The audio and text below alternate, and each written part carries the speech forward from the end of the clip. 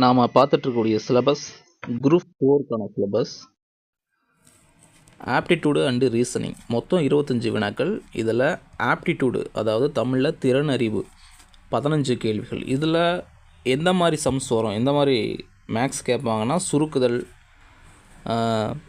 நமக்கு ratio and proportion, LCM HCF, time and work, simple interest, compound interest, தனி வட்டி கூட்டு வட்டி, மேக்ஸிமம் ஃபார்முலா வச்சு சம் சால்வ் பண்ணுற மாதிரி இந்த 15 கேள்விகளை இடம்பெறும்.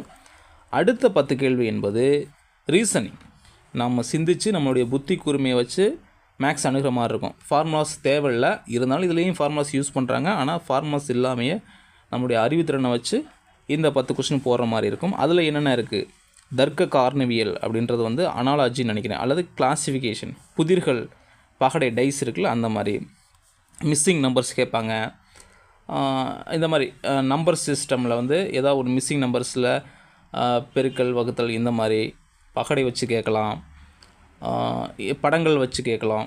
ஸோ இந்த மாதிரிலாம் கேட்பாங்க. ரைட், நம்ம ஃபஸ்ட்டு இந்த ரீசனிங் பார்க்கலாம். இந்த ரீசனிங்கில் 10 கேள்விகள், அதுக்கு நம்ம என்னென்ன மெத்தட்ஸ் படிக்கணும், என்னென்ன சம்ஸ் பார்க்கணும் அப்படின்ற மாதிரி நம்ம ஃபஸ்ட்டு யூடியூப்பில் அப்படி வீடியோஸ் கொடுக்கலாம். அதுக்கடுத்து இந்த 10 கேள்வி முடிச்சதுக்கப்புறம் அடுத்த 15 கேள்வியான ஆப்டிடியூடு போயிடலாம். ஸோ ஃபஸ்ட்டு கிளாஸில் நம்ம பார்க்கக்கூடியது பகடை, டைஸ் வந்து பார்க்கலாம். கம்ப்ளீட்டாக பகடையிலேருந்து எவ்வளோ மெத்தட்ஸ் இருக்குது, பகடையிலேருந்து நம்ம கொஸ்டின் கேட்டால் நம்ம அதில் தப்பு பண்ணாத மாதிரி இந்த வீடியோவில் நான் சொல்ல முயற்சி பண்ணுறேன். பகடை அப்படின்றத நம்ம பார்த்துருப்போம்.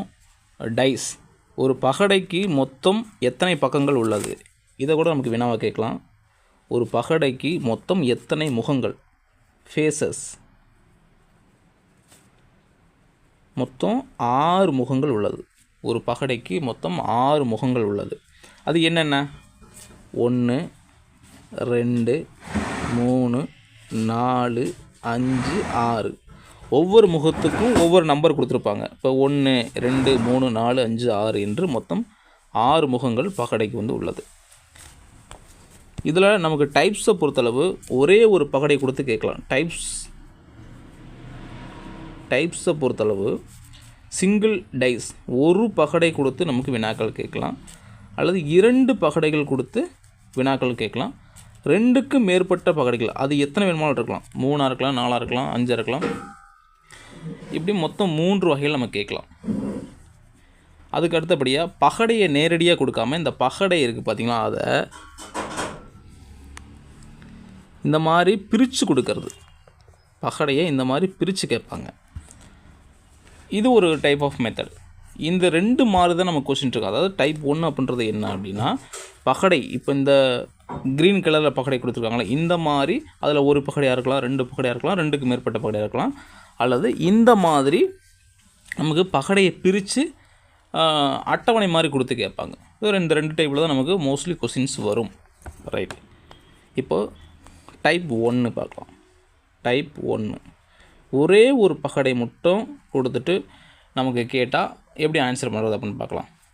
பகடையை பொறுத்தளவு நமக்கு எப்படி வினாக்கள் வரும் அப்படின்னா, ஓர் எண்ணிற்கு எதிர்ப்புறமாக அமையும் எண் என்ன அப்படின்னு தான் கேட்பாங்க. இப்போ உதாரணமாக 3 என்ற எண்ணிற்கு எதிர்ப்புறமாகனா பாட்டமில், இது டாப் இருக்கா, டாப்புக்கு ஆப்போசிட்டு பாட்டம் தானே, எதிர்ப்புறமாக அமையும் எண் என்னன்னு கேட்பாங்க.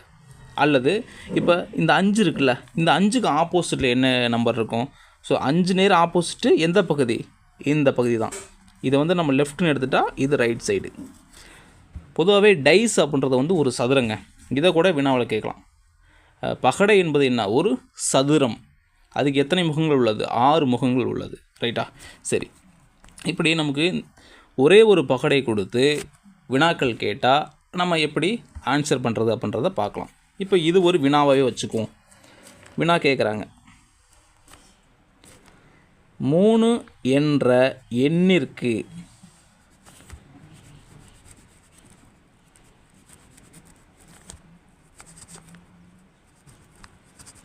எதிர்ப்புறமாக அமையும் எண் என்ன.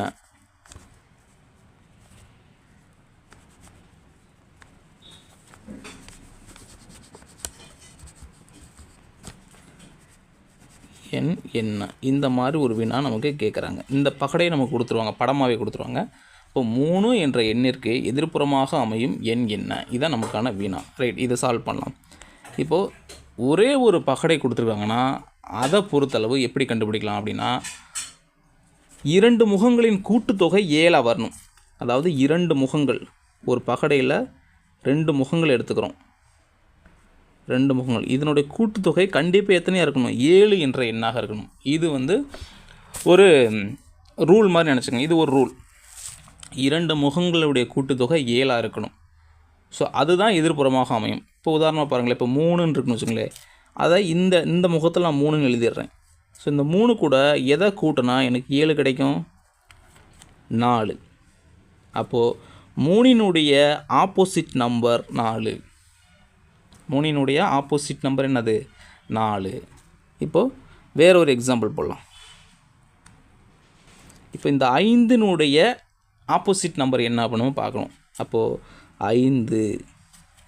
5 கூட எதை கூட்டினா நமக்கு 7 கிடைக்கும்? 2. எனவே 5னுடைய எதிர்ப்புறத்தில் என்ன இருக்கும்? 2 என்ற எண் இருக்கும்.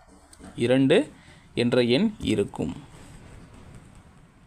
இப்போது 6ஆம் நம்பர் எடுத்துக்கும். 6னுடைய எதிர்ப்புறத்தில் அமையும் எண் என்ன அப்படின்னா, 6 கூட எந்த எண்ணை கூட்டினா 7 கிடைக்கும்? 1. எனவே 6னுடைய எதிர்ப்புறம் அமையும் எண் 1. ஒரே ஒரு பகடை கொடுத்து நமக்கு கேட்டாங்கன்னா இப்படி தான் வினாக்கள் கேட்க முடியும். இதை தாண்டி வினாக்கள் கேட்க முடியாது.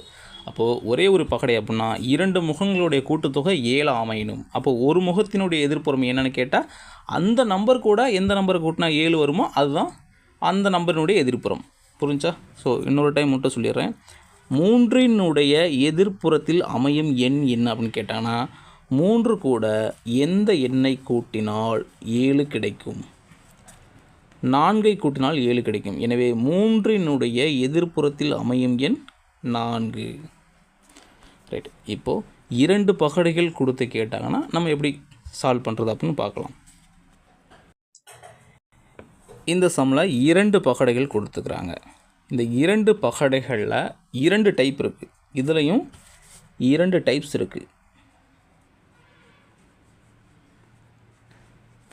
அது என்ன அப்படின்னா, ஃபஸ்ட்டு ஒன்று, 2 பகடைகள்லையுமே ஒரே ஒரு எண் மட்டும் பொதுவாக இருக்கும். So one number is common. அது டைப் 1. ரெண்டாவது டைஸை பொறுத்தளவு ஒன்றுக்கும் மேற்பட்ட எண்கள் காமனாக இருந்துச்சுன்னு வச்சுங்களேன். இப்போ 2 எண் காமனாக இருக்குது. 2 பகடை கொடுத்துட்டாங்க. அந்த 2 பகடைகளுமே இந்த பகடையில் இருக்கக்கூடிய 2 எண்கள் அந்த பகடையிலும் இருக்குது. அந்த மாதிரி ஒரு டைப் வரும். இப்படி 2 டைப்பு தான் இருக்கும். சரிங்களா? இப்போ இந்த 2வது டைப் அப்படின்றது ரொம்ப ரொம்ப ஈஸி. அதை நம்ம போட்டுடலாம். ஸோ ஃபஸ்ட்டும் ஈஸி தான். அதுக்கு ஒரு சின்ன ஒரு ஸ்டெப் மட்டும் போகணும். இதை பார்த்த உடனே நம்ம ஆன்சர் போட்டுடலாம். Okay, right. இப்போது டைப் 2 பார்க்கலாம். டைப் 1 பார்க்கலாம். 2 பகடைகள்லையுமே நமக்கு ஒரே ஒரு எண் மட்டும் சேமாக இருக்கணும். ஸோ அந்த மாதிரி நம்ம ஒரு டைப் பார்க்கலாம். இப்போ இந்த 2 டைஸில் பாருங்கள், எந்த எண் காமனாக இருக்குது? 2 அப்படின்ற எண் காமனாக இருக்கா? ஸோ 2 அப்படின்ற எண் காமனாக இருக்குது. இப்படி ஒரே ஒரு எண் மட்டும் காமனாக இருந்துச்சு அப்படின்னா இதுக்கு ஒரு ரூல் இருக்குது. இப்போது அந்த காமனான எண் இருக்குது பார்த்தீங்களா, இந்த 2. இந்த 2க்கு அதாவது கடிகார திசையில் கிளாக் வைஸில் என்ன நம்பர் இருக்குது? 5 இருக்குங்களா? ஸோ அந்த 5ஐ எடுத்து இப்படி எழுதிக்கங்க. அதுக்கு அடுத்த நம்பர் என்ன இருக்குது? 3 இருக்குங்களா? அந்த 3 பக்கத்தில் இப்படி எழுதிக்கங்க. அதாவது 53 மாதிரி. ஸோ கீழே எழுதக்கூடாது, இப்படி பேரலாக எழுதிக்கங்க, இணையாக எழுதிக்கணும். ரைட்டா? அதே போல் அடுத்த டைஸில் பாருங்கள், காமனான எண் 2ங்களா? ஸோ 2க்கு கடிகார திசையில் அடுத்த நம்பர் என்ன? 6 தானே? அந்த 6ஐ அந்த 5க்கு கீழே எழுதிக்கங்க. ரைட். 6க்கு அடுத்த எண் 4, அதை 3க்கு கீழே இப்படி எழுதிக்கங்க. ஸோ ஃபஸ்ட்டு 2 நம்பரை இணையாக எழுதிக்கிட்டேன், அடுத்த நம்பரை கீழே இணையாக எழுதிக்கிட்டேன், அவ்வளோதான். ரைட். இப்போது இந்த 5 என்ற எண்ணிற்கு எதிராக அமையும் எண் 6. 5 என்ற எண்ணிற்கு எதிராக இருக்கக்கூடிய எண் 6. 3 என்ற எண்ணிற்கு எதிராக இருக்கக்கூடிய எண் 4. ஸோ அப்படியே கீழே பார்க்கணும். 5க்கு நேர் கீழே என்ன இருக்குது? 6. அப்போ 5னுடைய ஆப்போசிட்டில் 6 இருக்கும். 3 கீழே 4 இருக்கா, அப்போது 3னுடைய ஆப்போசிட்டில் 4 இருக்கும். ஸோ இந்த மாதிரி வந்து பார்க்கணும். டைப் 2 சம்ஸ் பார்க்க போகிறோம். இப்போ நம்ம பார்க்குறது 2 டைஸ். இந்த 2 டைஸ்லையுமே 2 எண்கள் பொதுவாக இருக்குது. 2 என்ற எண் இங்கேயும் இருக்குது பாருங்கள். 5 என்ற எண் இந்த டைஸ்லையும் இருக்குது. அப்போது 2 எண்கள் பொதுவாக உள்ளது. மீதமுள்ள எண் என்ன? ஃபர்ஸ்ட் டைஸில் 3 இருக்குது, இரண்டாவது டைஸில் 4 இருக்குது. எனவே இந்த 3க்கு எதிர்ப்புறமாக அமையக்கூடிய எண் 4. அவ்வளோதான். 3க்கு எதிர்ப்புறமாக அமையக்கூடிய எண் எது? 4. ஏன்னா இது 2 மட்டும்தான் இங்கே டிஃப்ரெண்ட்டாக இருக்குது. ஸோ அதனால் கண்டிப்பாக 3க்கு ஆப்போசிட்டில் 4 வரலாம் என்பதுதான். டைப் 3ல் 2க்கும் மேற்பட்ட பகடைகள் கொடுத்து அதில் ஏதாவது ஒரு எண்ணிற்கோ எழுத்திற்கோ எதிர்ப்புறமாக அமையும் எண் எதுன்னு கேட்டாங்கன்னா எப்படி ஆன்சர் பண்ணுறது அப்படின்றத வந்து பார்க்கலாம். இதில் 3 பகடைகள் கொடுத்துட்டாங்க. இப்போது உதாரணமாக நமக்கு வினா, டி என்ற எழுத்திற்கு எதிராக அமையும் எழுத்து எது அப்படின்னு கேட்குறாங்கன்னு வச்சுக்கோங்களேன். அதுக்கு நம்ம எப்படி ஆன்சர் பண்ணுறதுன்னு பார்க்கலாம். பொதுவாக எத்தனை பகடைகள் கொடுத்தாலும் நம்ம 2 பகடைகளை மட்டும் வச்சு தான் நம்ம ஆன்சர் போட போகிறோம். 2 பகடை போதும், நம்ம ஆன்சரை எடுத்துடலாம். ரைட்டா? ரைட். அந்த 2 பகடையை எப்படி சூஸ் பண்ணுறது அப்படின்னு பார்க்கலாம். அதுக்கு ரூல்ஸ் இருக்குது. ரூல் நம்பர் 1 என்னென்னா, நம்ம எடுக்கக்கூடிய 2 பகடைகள் இருக்குது பார்த்தீங்களா, அதில் ஒரே ஒரு எண்ணோ எழுத்தோ காமனாக இருக்கணும். 2 இருக்கக்கூடாது. உதாரணமாக நான் 1வது பகடையும் 2வது பகடையும் எடுக்கணும்னு வச்சுங்களேன். இதில் பாருங்கள், எந்த எழுத்து காமனாக இருக்குது? எஃப்ன்றது மட்டும்தான் காமனாக இருக்குது. எஃப்ன்றது மட்டும்தான் காமனாக இருக்குது. ஸோ இந்த மாதிரி எடுக்கணும். சரிங்களா? அதே போல் 2வது ரூல்ஸ் என்னென்னா, நாம் எந்த எழுத்துக்கு எதிர்ப்புறமாக கண்டுபிடிக்க போகிறோமோ அந்த எழுத்து, இப்போ வந்து டிக்கு ஆப்போசிட்டானு கேட்குறாங்க, இந்த டி அடுத்த பகுதியில் இருக்கக்கூடாது. கம்பல்சரி இருக்கக்கூடாது. அப்படி இருந்தால் ஆன்சர் வராது. சரிங்களா? புரிஞ்சிருக்கும்னு நினைக்கிறேன். ரைட்டு. இப்போது 1வது பகடையும் 3வது பகடையும் ஏன் எடுக்கக்கூடாது அப்படின்னு நம்ம பார்க்கலாம். இப்போ பாருங்கள், இங்கே டி இருக்குங்களா? ஸோ இங்கேயும் டி இருக்குது. இது காமனான எண் அப்படின்னு வச்சுக்கிட்டாலும், அடுத்து இங்கேயும் ஏ இருக்குது, இங்கேயும் ஏ இருக்குது. அப்போது ரூல் நம்பர் 1 பிரேக் ஆகுங்களா? ஒரே ஒரு எழுத்து மட்டும்தான் காமனாக வரணும். ஆனால் இங்கே 2 எழுத்து காமனாக வருது. அப்போது 1வது பகடையும் 2வது பகடையும் நம்ம எடுத்து ஆன்சர் கண்டுபிடிக்க முடியாது. எனவே ஃபஸ்ட்டு 2 பகடையை மட்டும் எடுத்துகிட்டு நம்மளால் ஆன்சர் கண்டுபிடிக்க முடியும். சரி, இப்போ பார்க்கலாங்களா? ஏதாவது ஒரு லெட்டர் காமனாக இருக்கணுமா? எது காமனாக இருக்குது? எஃப்பும் காமனாக இருக்குது. சரிங்களா? ரைட். இந்த எஃப்க்கு கடிகார திசையில் எந்த எழுத்து இருக்குது? டி. அப்போ அந்த டி எழுதிக்கங்க. டிக்கு அடுத்த இடத்துல என்ன இருக்குது? ஏ இருக்குங்களா? அந்த ஏவை இப்படி பேரலாக எழுதிக்கணும். அதே போல் 2வது பகுதியில் பாருங்கள், எஃப் காமனா? எஃப் கடிகார திசையில் என்ன இருக்குது? சி இருக்கா? அந்த சியை டிக்கு நேர் கீழே எழுதிக்கங்க. சிக்கு பக்கத்தில் இ இருக்குது, அதை இப்படி எழுதிக்கங்க. அப்போது டிக்கு ஆப்போசிட்டில் சி இருக்கும், ஏக்கு ஆப்போசிட்டில் இ இருக்கும். இதுதான் கணக்கு. நம்ம கொஸ்டின் என்ன கேட்குறாங்க? டிக்கு ஆப்போசிட்டில் என்னென்னு கேட்குறாங்க. அப்போ டிக்கு ஆப்போசிட்டில் என்ன இருக்கும்? சி இருக்கும். டிக்கு ஆப்போசிட்டில் சி இருக்கும். புரிஞ்சிருக்கும்னு நினைக்கிறேன். இந்த மாதிரி 3 டைஸோ இல்லை 4 டைஸோ கொடுத்துட்டாலும் நம்ம எடுக்கக்கூடியது 2 டைஸ் தான். அந்த 2 டைஸ் எப்படி எடுக்கணும் அப்படின்னா, 2 பகடையில் ஒரே ஒரு எண்ணோ எழுத்தோ அதுதான் காமனாக இருக்கணும். அதுக்கு அடுத்தபடியாக பார்த்தீங்கன்னா, நம்ம கண்டுபிடிக்கக்கூடிய எழுத்து இருக்குது பார்த்தீங்களா? இப்போ டி என்ற எழுத்துக்கு ஆப்போசிட்னு கேட்குறாங்களா? அப்போ அந்த டி அப்படின்றது ஒரே ஒரு பகடையில் மட்டும்தான் இருக்கணும். ரைட்? இந்த மாதிரி நம்ம கண்டுபிடிக்கலாம். பகடையில் இப்போ நம்ம பார்க்கக்கூடியது லாஸ்ட் மெத்தட். இது வந்து ஒரு டிஃப்ரெண்ட்டான மெத்தடு. இது ரொம்ப ஈஸியான மெத்தட் கூட. இப்போ ஒரு டைஸ் இருக்குன்னு வச்சுக்கோங்க. இப்போ இந்த டைஸை பிரித்தோம்னா எப்படி வந்து நமக்கு ஒரு அட்டவணை மாதிரி வருமோ அதே மாதிரி தான் இருக்கும். இப்போ உதாரணமாக இது எல்லாத்தையும் நீங்கள் சேர்த்து பார்த்தீங்கன்னு வச்சுக்கோங்களேன். இது எல்லாத்தையும் ஒரு சதுரமாக மாற்றிடலாம். இதுலேயும் பாருங்கள், நமக்கு மொத்தம் 6 தான் இருக்கும். 1 2 3 4 5 6. ஸோ இப்போ நீங்கள் இப்படி கொடுத்தா தான் பகடை அப்படின்னு கிடையாது.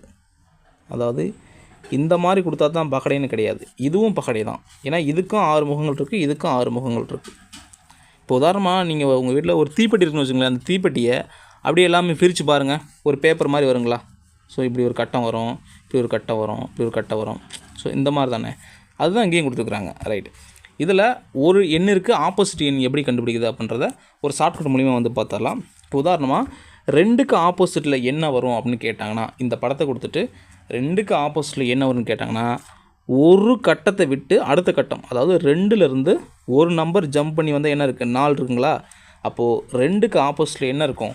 4 என்ற எண்ணு தான் இருக்கும். சரி, அப்போது 1 என்ற எண்ணுக்கு ஆப்போசிட்டில் என்ன இருக்கும்? ஒரு நம்பரை விட்டுட்டு அப்படியே ஜம்ப் பண்ணி வந்தால் 6ன்றது இருக்கா? இப்போ 1க்கு ஆப்போசிட்டில் 6 இருக்கும்.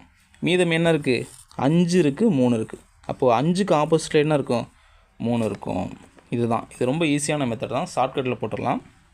இப்போது 5க்கு ஆப்போசிட்டில் என்ன இருக்குன்னு கேட்டாங்கன்னா 5க்கு ஆப்போசிட்டில் 3 இருக்கும். ஸோ அதானே தனித்தனியாக இருக்குது. அதே போல் 2க்கு ஆப்போசிட்டில் 4 இருக்கும். ஒரு நம்பரை நம்ம விட்டுறணும்.